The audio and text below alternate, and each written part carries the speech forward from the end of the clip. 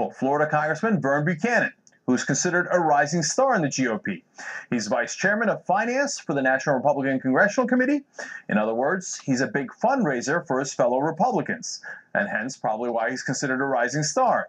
He's said to be eyeing a Senate run against Democrat Bill Nelson. But there are troubling questions about him. The FEC has just filed a complaint accusing the car dealership Buchanan once owned of illegally funneling tens of thousands of dollars to his campaign, which then helped him to get elected, of course.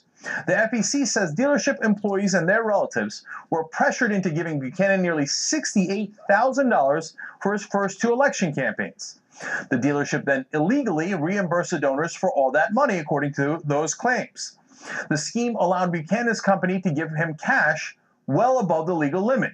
The FEC says, quote, "The law break-in was not a mere error or lapse in judgment. It was an extensive and ongoing scheme that spanned 2 election cycles, 3 calendar years, and dozens of secret illegal contributions." Buchanan sold the dealership in 2008 after he received all of those donations. He claims he did nothing wrong and is trying to pin the blame on his former business partner.